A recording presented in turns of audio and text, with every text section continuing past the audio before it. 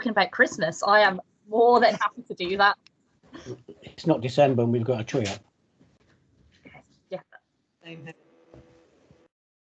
been in the same house since March, not really seen much else, so it's like redecorating your whole house.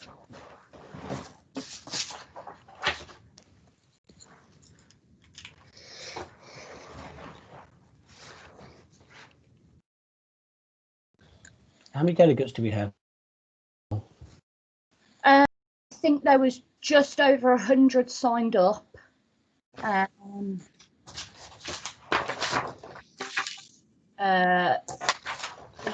Moment, so yeah, I'll give it another minute. There's 46 joined us at the moment. 46 here so far.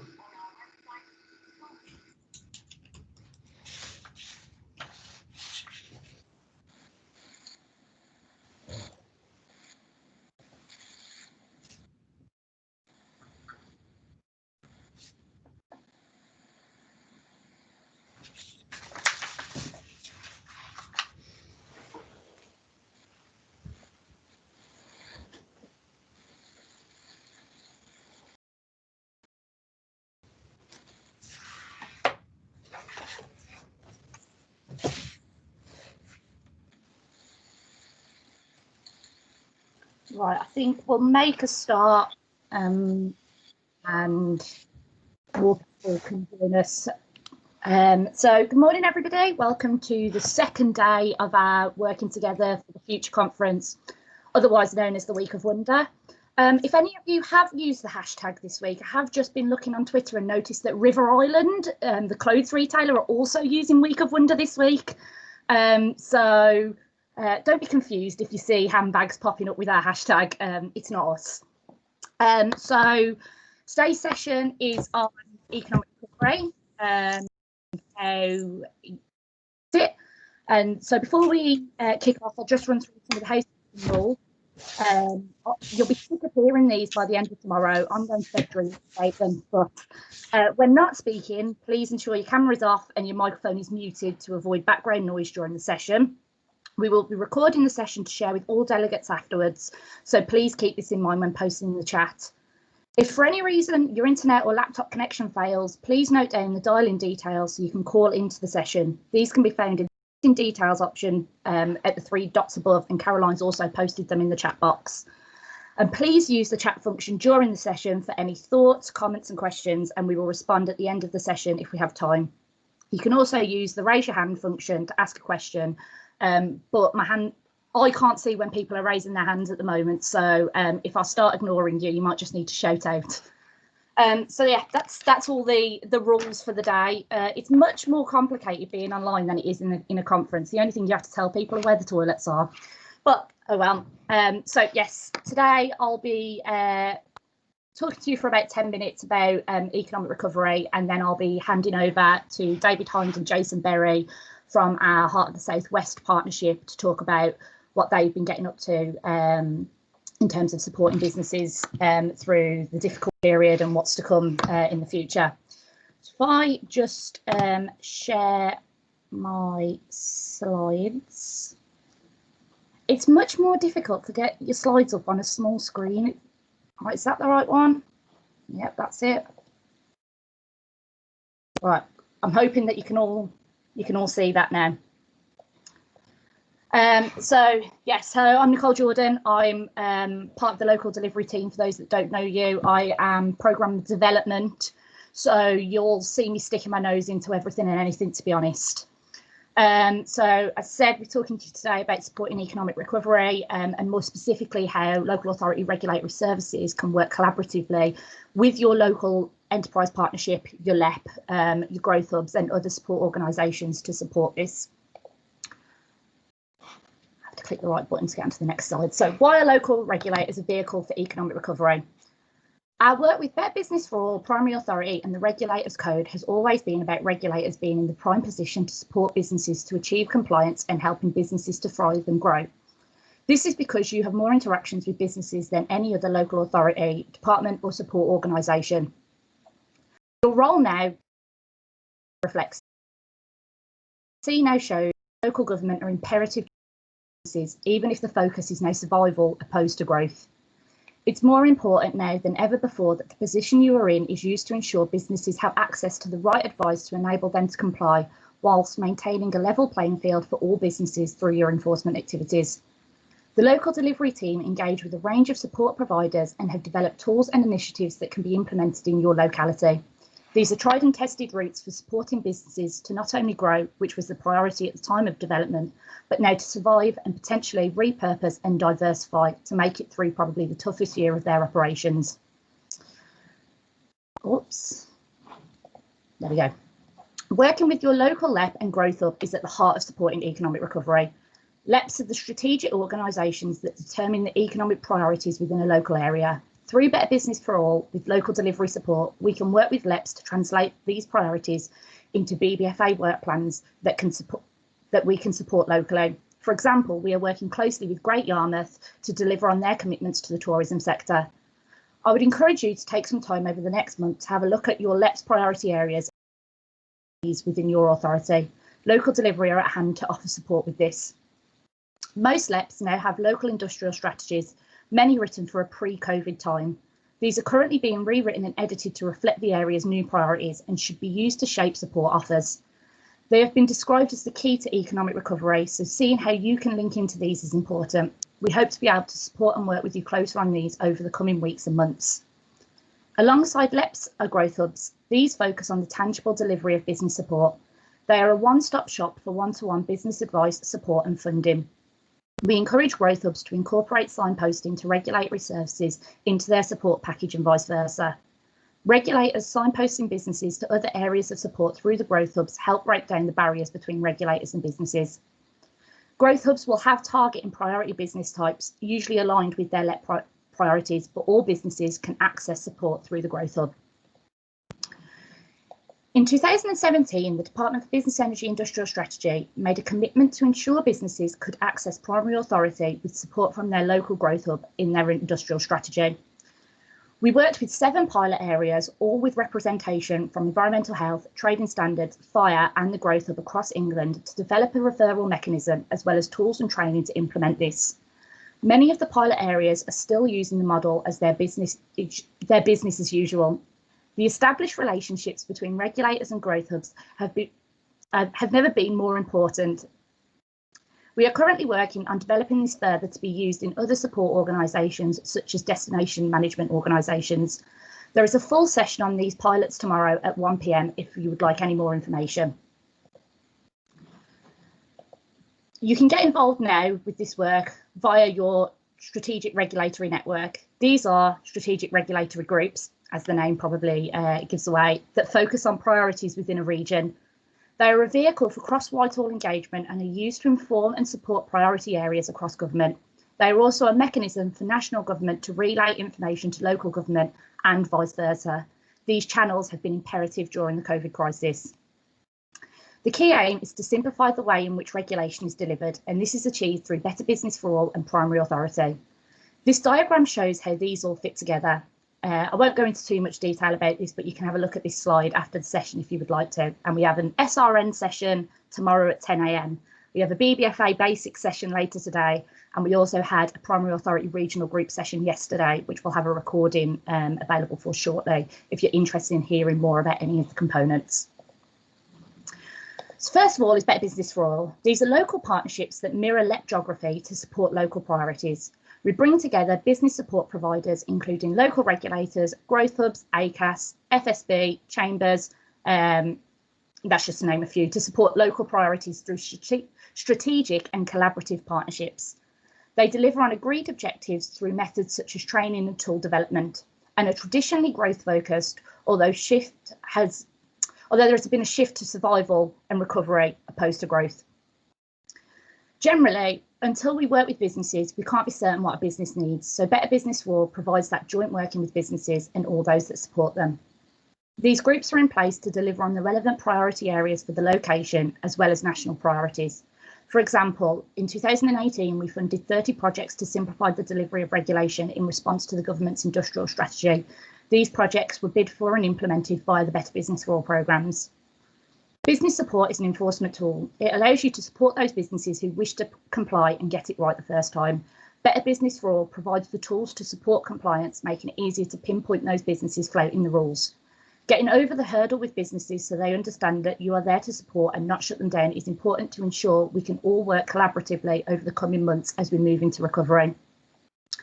It's worth noting that although no one business sector should be prioritised for support, by working collaboratively with other support providers, you can provide a whole support package together for key sectors. We also have our primary authority regional groups. These provide a forum to discuss primary authority issues. They offer an opportunity for prospective providers to see what it's all about and are a mechanism for businesses to inquire about forming partnerships. They provide a clear overview of where expertise lie across local authorities, allowing businesses to pick the most suitable primary authority partner for them.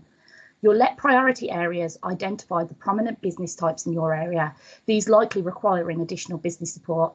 It allows you to shape your primary authority offer in line with your locality's focus. And as I mentioned, we had a session yesterday on this, so the recording will be made available shortly. And then finally, I just want to touch on our expert panels, which will be key over the next few months to ensure regulatory consistency, making it easier for businesses to get it right in these difficult times. We have our general primary authority expert panels, such as the supermarket group.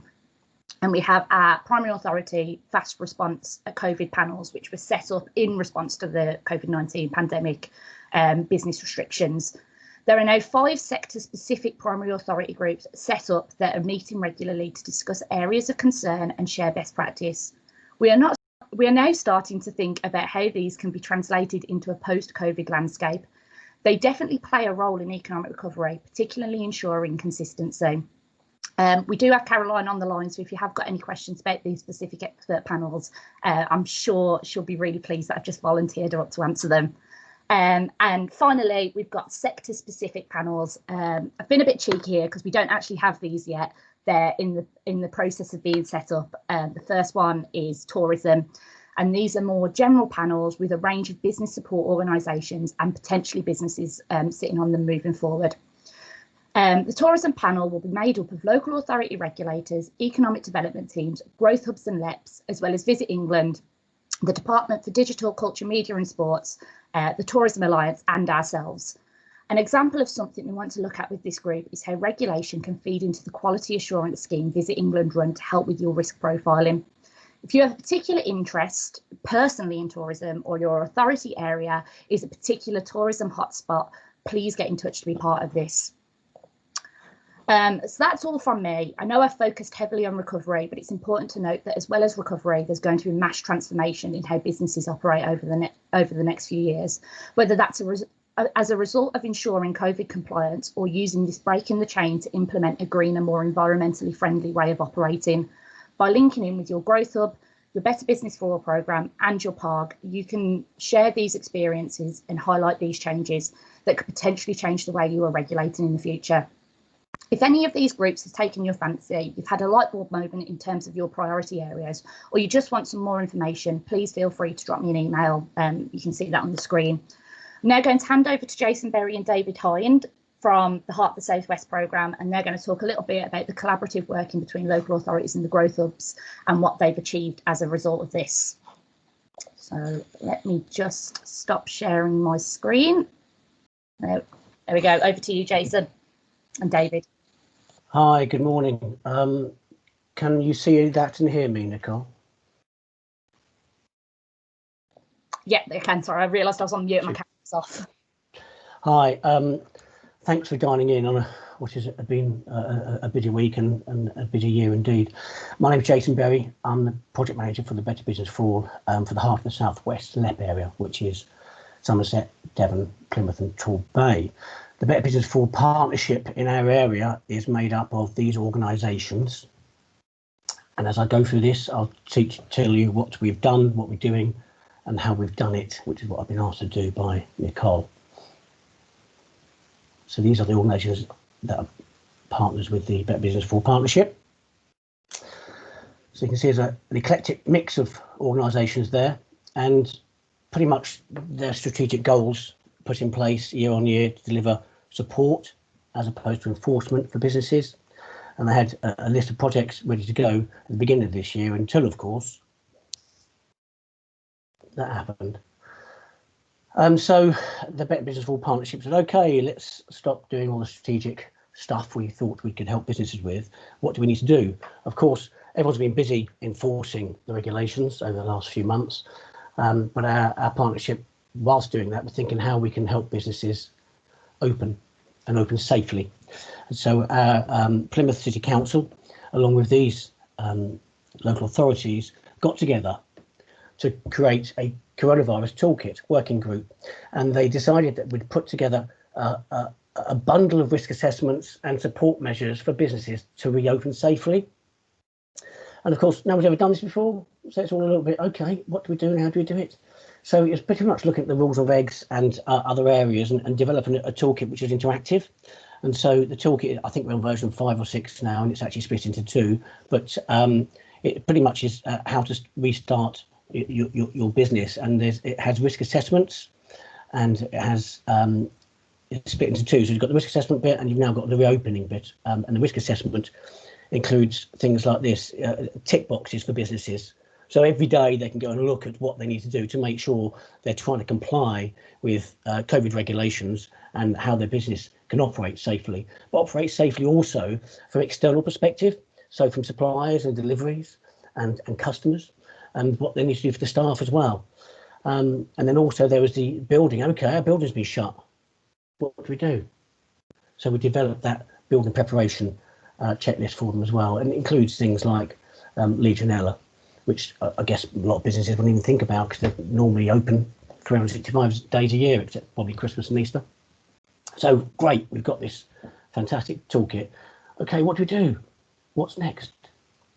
How do we get it out to businesses? And so that's when the partnership decided to have a chat with a chap you're going to hear from in a second called David Hind from our Heart of the Southwest Growth Hub. And that's, if you like, our business gateway. So the gateway we use to attract all of our support and measures through to businesses via the Heart of the Southwest Growth Hub. And if you don't mind now, I'll bring David in to talk about how he interacts with businesses and how he can support us as well. David. Good morning. Good to see so many people, or at least know so many people on this call today, and thank you for joining us. Yes, I head up the Growth Hub for the Heart of Southwest LEP area. There are 38 growth hubs around the country. To find yours, simply put Growth Hub into Google and type in your local authority area that's right for you, and you should see something equivalent to our Growth Hub coming up in Google, and you can check it out. And I would encourage you to take a look and go and speak to your local Growth Hub team, find out a bit more about what they do. I'm going to say next slide, Jason, because I realise I don't have any power and control here. And so this one slide summarises what our Heart Southwest Growth Hub delivers. The main offer, and actually its heart, is we're a contact point for businesses.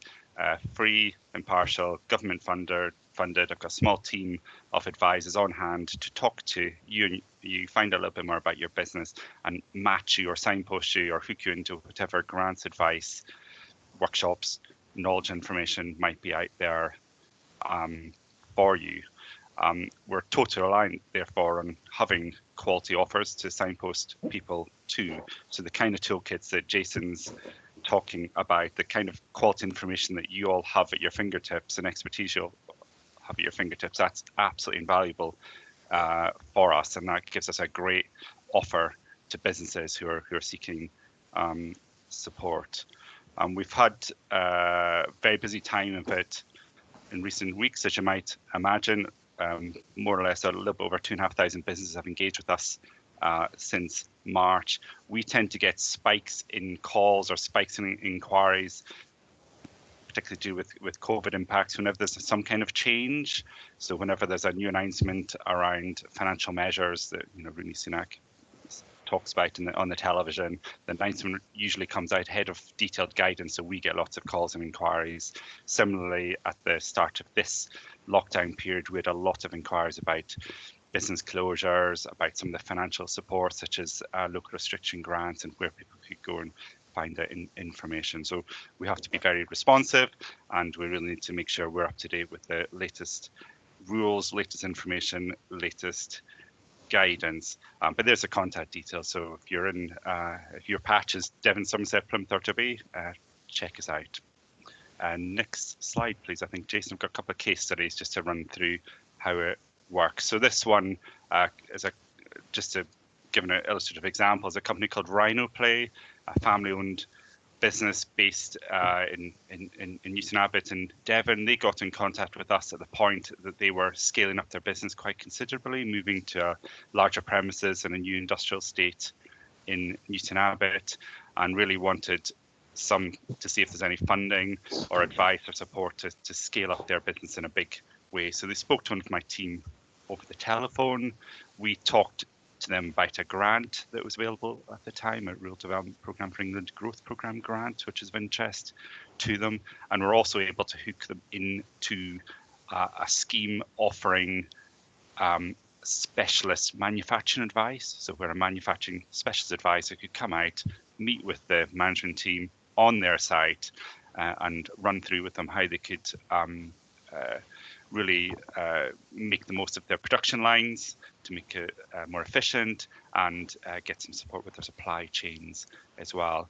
And I'm sure you all here on this call with regulatory eyes are looking at this and going, well, actually, there's actually a lot that us as regulators could offer that company as well, practical guidance, practical information that's going to not just make them compliant, but make their checks and balances and controls work better for them.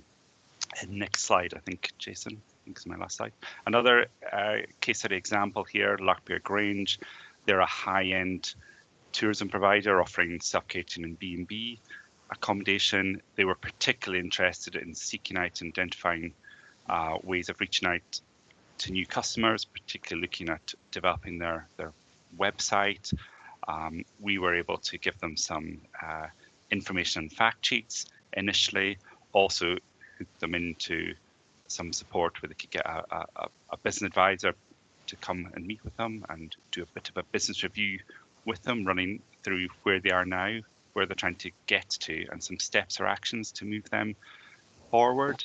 And again, as you can see from that quote from Julie Hutchins, she feels better equipped to move forward with her business and develop and grow from that.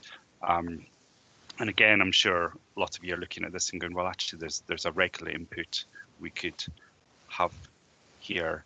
And to illustrate where you might fit in, again, another example, current one is we're looking to do a particular targeted support at retail sector, at shop owners, helping them understand their digital options, helping them make the most of digital technologies to get online and get online sales. We're going to do some advice and web reviews there. And you'll be very aware the trading standards provide regulatory advice in this area, particularly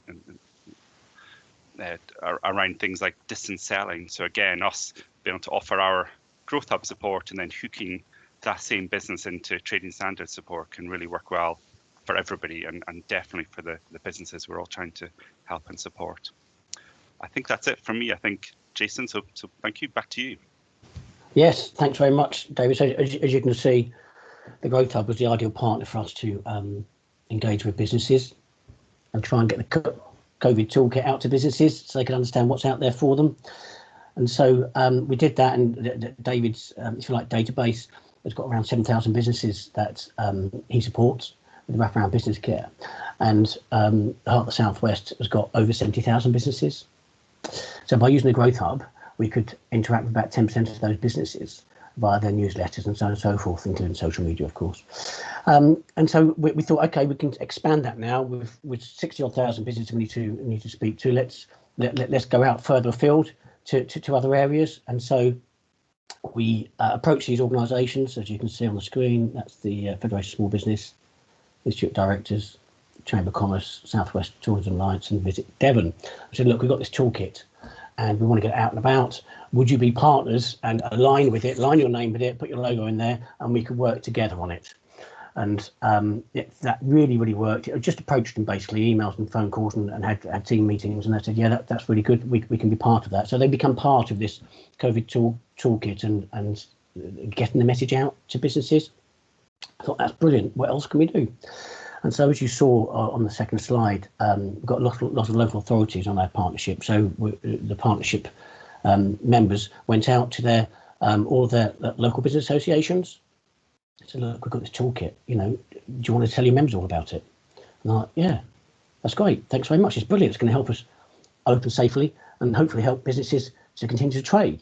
And so we're using all these different business associations as well as the Growth Hub to get the message out there. The trouble with that, of course, the message got out a bit too far. And so we were asked to do a series of webinars on it via the FSB, the Chamber of Commerce, IOD and the like, and also local authorities. We did some webinars for local authorities. Fortunately, Plymouth City Council's got the technology, and so they created, if you like, a toolkit video. So all we had to do was introduce the toolkit video, and it walked businesses through how they use the toolkit, and it was really useful because then there was no missing in translation. It was just identical webinar for each one. Look, just a word of warning, okay, if you're doing webinars, don't put stupid faces, really don't. That was sent to me as a screenshot. So that's how we got the message out, and it was very successfully received, and it was used. It's been used up and down the country by a number of different Chambers of Commerce and growth hubs and Better Business for All partnerships. And so, well, that's COVID done. We now know it isn't, but that's COVID done for then. What do we do next? Oh yes, we had some strategic priorities. What were they? And one of them was allergens. And so at the beginning of the year, we started to work up an allergens project to help food businesses understand what the 14 allergens were and how to control them. And so, again, like everything in the world has changed since March. Everyone understands what Zoom is. I've heard of one called Blue Jeans. You've got Teams, you've got Skype, you've got all these different video conferencing mechanisms. So we decided to do webinars on allergens. And again, we used the same methodology. We used the Growth Hub, who hosted it for us. And in fact, Growth Hub put it on their Eventbrite page. So the good news was we were sort of, if you like, supporting the Growth Hub, and they were supporting ourselves. And if you like, that data collection was held by the Growth Hub, so they can give that wraparound business support afterwards to these businesses and keep them informed of what grants and other advice they could give them. So it's really working quite well as a partnership. And as you can see, those partners are still there. In fact, so much so that the Devon and Plymouth Chamber of Commerce have actually allowed us to use their Zoom. And I don't know if you know, local authorities and Zoom really don't go hand in hand without a long, drawn-out process of 2 months trying to get it through. Anyway, that's the past. So Devon Chamber have used all their technical skills and they actually host it for us. And so we've got a member of their staff actually go through it with us, and it really works fantastically well, and it's very good support for ourselves and them. And then, of course, COVID is a swirling haze of mist all around us with no end date and a double-digit hit on the economy. And then there's the B word, Brexit. Not that to say Brexit anymore, you've got to say EU transition. Although that's only a single-digit hit on the economy, it's nonetheless a line in the sand. So we still had to think of ways of helping businesses through Brexit. And I'm sure yourselves, as well as ourselves, have struggled to try and get some information, any information from government. So again, using the Growth Hub, similar sort of methodology to the Allergens and the COVID Toolkit, we created a EU transition web page, and we've put a lot of resources on there. Some we've written bespoke resources for, and so much so that we're working with the Southwest Strategic Regulation Regional Network. You can say that at 1 minute past 10 when you got kicked out of the pub, who are also supporting it and pointing businesses to it and supplying us with resources. So the Brexit Regulation Resource page has got 3 guides that we've written bespoke. One's exporting animals of products of animal origin, and that's a journey, if you like. So taking the exporter through what they need to do, even showing them what form to fill out, where to email it, who to speak to, what to do with border control posts and customs and so on and so forth. So that's a journey that exporters go through, and it's been well received by exporters. Another guide we've written is for the UK CA mark. I'm sure you're aware that the CE mark is coming to a close on the 31st of December, and UK CE mark comes into force on the 1st of January. So again, we've done if you like, a step-by-step guide for businesses to understand what that means. And in the last few months, I've had a lot of subjective noise to me saying that businesses are waiting for a trade deal to happen before they make changes. And my personal opinion is that they don't really get whether it's a deal or no deal, changes are coming. So they've got to be looking at this sort of stuff. And also we've written food labelling. We've got 90% of our businesses down here are micros, and a good majority of them are in agriculture and food.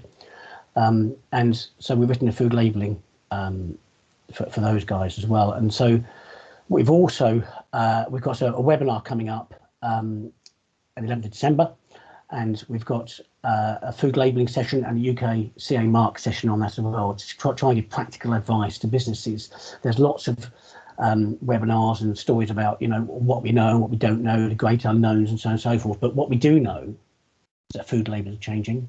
What we do know is that UK CA mark is changing, and we can tell businesses about that. We can't tell them the unknowns. So as well as those bespoke things, we have acting as a signpost, if you like, so it's all in one place. You can get this information quite easily if you go to the .gov/transition something or other website and find that yourself. But everything's changing so rapidly, you know, but businesses don't really want to be going there every week. So we signpost businesses, as you can see on the screen, you know, get your EORI number, if you can say that right, EORI number, and exporting guide, webinars, etc. And here's a fun fact to you. A fun fact. Did you know there's 13,000 tariffs? I'm not sure it's much fun really for businesses to think about that, but nonetheless, 13,000 tariffs. So that's what we've been doing. The partnerships pulled together with the Growth Hub and with various other business associations, FSB chambers and smaller business associations, to put the COVID toolkit out into the business space. And we've used that same methodology through our Allergens webinars and our Brexit webinars that we've currently got going on. So I think that's all from me. Nicole, thanks very much for your time. I hope we've not bored you for 15 or 20 minutes. Back over to you, Nicole. Thank you.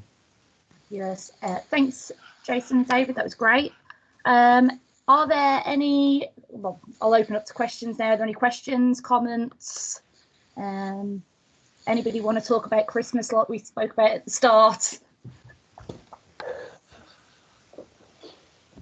Nicole, there's no questions in the chat. So no one wants to raise their hand and ask it themselves.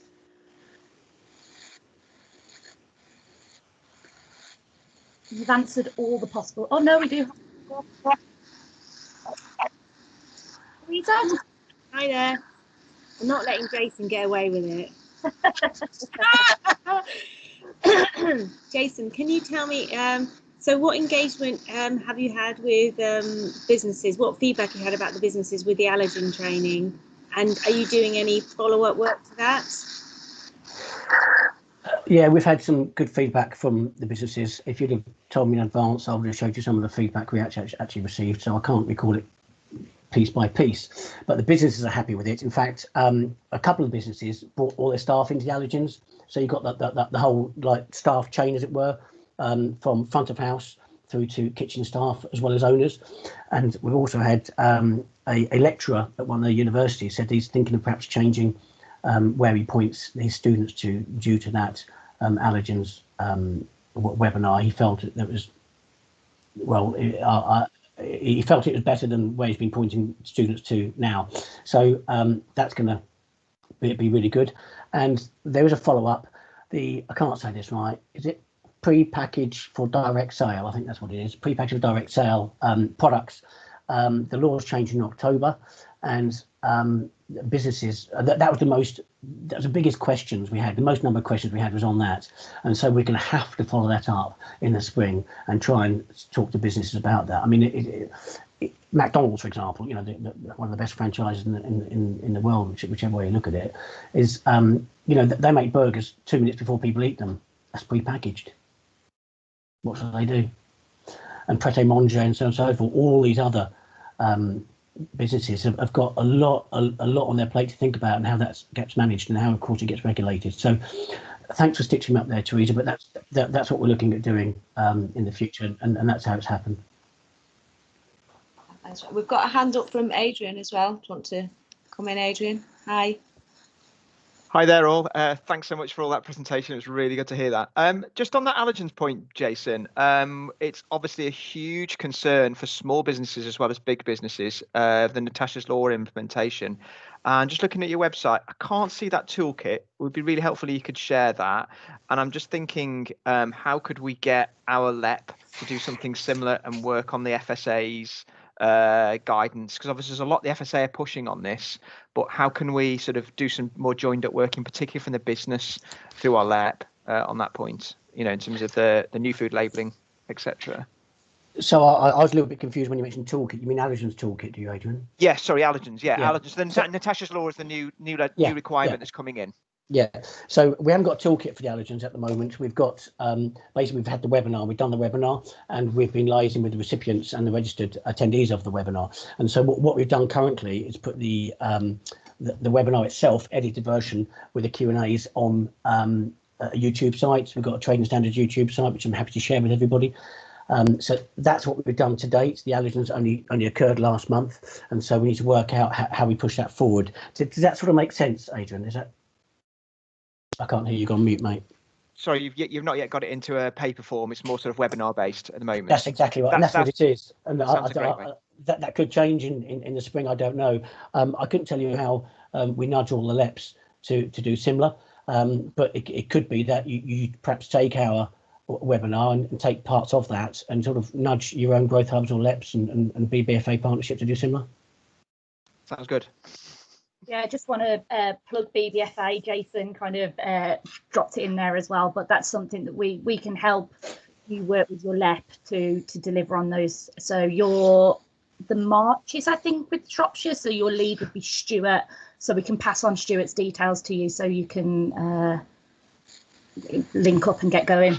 Yep, cheers. So there's a couple of things in the chat there. One from Mark Peacock. What one thing do you think businesses most want from regulators now and post January the 1st? It's a tricky one. Are you talking COVID? Are you talking Brexit? Are you talking the world in general? I don't really know. I think it's just an ear, someone to listen to and listen to their problems on a one-to-one. With the Brexit webinar we've already done, and with the allergens webinar we've done, we had businesses saying, look, this is my personal situation. What do I need to do? So I think it's an ear, and that's if you like, you know, that put an arm around businesses, say, look, come on, this is what we need to do. I know it's painful, but that's what we need to do, Mark. I think that would be my comment on there. I think that we had a session yesterday from the Deputy Chief Executive of Tewkesbury Council, and he got experience of talking to those businesses one-to-one, and it is just having someone that's willing to listen to the moans and just reassure them that they're not alone. Yeah. Sorry, David. So I was going to say, I've got two things. It's the same though, really. Clarity and confidence is the same thing. Listen to what businesses are asking. Anything we can do to help with clarity. Businesses aren't expecting us to have all the answers on things like coronavirus. They're not expecting us to have all the answers on Brexit. But if we can present what we've got in the clearest way possible and give confidence that they are looking at the right information, they're not missing things, they've got the best that's out there, that clarity and confidence can make a big difference, I think. Ellie Jones has asked, how long did it take you to create these partnerships and put together these detailed toolkits? Well, the BBFA partnership did the toolkit, Ellie. I mean, they did a phenomenal job, and I've got absolutely no idea how they managed to fit that in amongst all the enforcement they were doing during this COVID of March, April, May.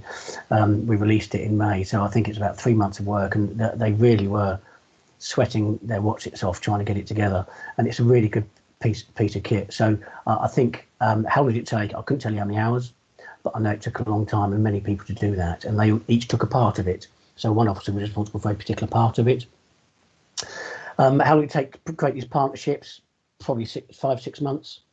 I mean, it's a small silver lining, but with COVID hanging around us, businesses and business associations knew that something had to be done, and it was actually, we tried to create partnerships in the past, but this is just a great way in. Say, look, we've got this for your businesses, got this for your members, it's free of charge, and here's how they can open safely.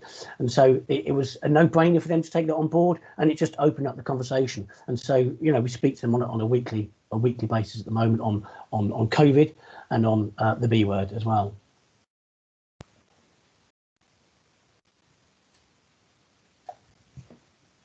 I'm on mute. That's not helpful. Are there any more questions?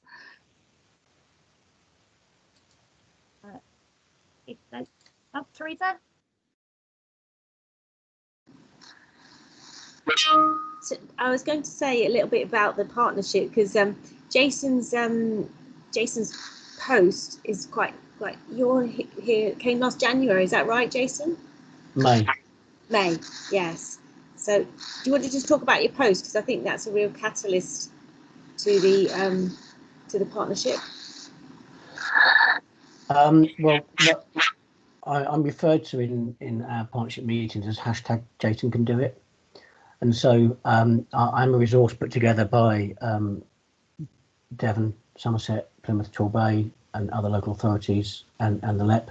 So I'm a dedicated resource, and so I can it's my job to build up those partnerships and engage with those businesses to enable the BBFA partnership to deliver their projects. So that's solely my job. And so whilst it looks like we've done a lot, that's as a resource to do that. Does that make sense to you? Yes, it does. I would say so I've been working on the partnership, the Southwest Partnership, before Jason's arrival on the scene, and we're delighted to have Jason along. But I think that the partnership was in operation before that, and that's why they were able to put the bid together, because they were meeting regularly, because they know each other, they saw they had joint aims, and they could see the benefit of having somebody like Jason in post, and so they were. The evidence has shown the amazing things that Jason has done, David and all his colleagues. So, and I think that the toolkit itself was phenomenal, because it was Plymouth who instigated and did a lot of effort into deciding to do it and doing sort of the background work, but they were supported by all the other authorities in the heart of the Southwest. That's all the Somerset authorities, all individual districts, but also the county as well. So I think it is real collaborative working, and I don't think Plymouth would have achieved it without everybody else's help. But fair dues, Plymouth were very, very much the drivers. But placing it on the Growth Hub website, so it's a single unique contact point, was one of the key factors which meant that businesses were able to find it, trusted it, and it was very clear what it was. As David mentioned, it gives them confidence then to know, this is what I need to do, this is what I know now. So well done. Yeah, I think it's that those partnerships are really key. With the business partnership, that's really, really key in what we do to get the message out there. Yeah, Jason? You've got to be in it to win it, basically. So if you want to have your toolkit and you want to be working collaboratively like the heart of the Southwest, you've just got to jump into their business for all. It's the answer for everything. Is there any more questions? If not, I'll bring the session to. We've got a question in the chat, Nicole, from Adrian, about the many other lets. So Teresa might be best placed to answer this, because she knows everything about everywhere. So I think Hertfordshire have a similar post. Oh yeah, where are other posts like this? Is that the question? Other lets. Yes. So the answer is yes, there are, because they've had established partnerships and they've been able to put a bid together collaboratively to their LEP or to their growth hub, and then do some kind of match funding. So where this has occurred, it has occurred in Hertfordshire. We have Lauren Dovey, and Lauren is speaking at 2 p.m. tomorrow about her growth hub partnership and her role. Then also we have a similar one in Greater Manchester. We have Nick Redrock, Greater Manchester. We also had, for relatively short periods, we had similar posts in Gloucestershire and also in Northamptonshire through some project work. So they had somebody in the temporarily, and also in the west of England, we have Lorna Savage, who is employed by 4 unitary authorities in the west of England. That's Bristol, Bath, North Somerset, and South Gloucestershire. So yes, it is quite common, and also in New Anglia they had a post there. So I think it's about collaboratively working together and saying, yes, we're going to approach and show the benefits of having this post, supporting those LEP objectives as well as all your own local objectives. So, but I think the brilliant thing now is you've got lots of examples of how well it's worked that you can then say, how can we do this, and show the benefits of it. But let us know if you want some advice, so we can link with any of these people who have their committee reports that they can show you and share. Does that help? That was great, Teresa. So we're at the end of the session now. So thank you, Jason and David. It's a really great presentation. We've got our next session at 11:15. It's a post-COVID commercialisation with David Elverson, who some of you may have already had some commercialisation training with in the past. So if you aren't already signed up and would like to be, if you drop an email to local regulatory delivery at bays.gov.uk, pop that in the chat, we can get you signed up. But if I don't see you at 11:15, enjoy the rest of your day, and I hope to see you in some of the sessions later on this week. Right, goodbye. Thank you. Thanks all.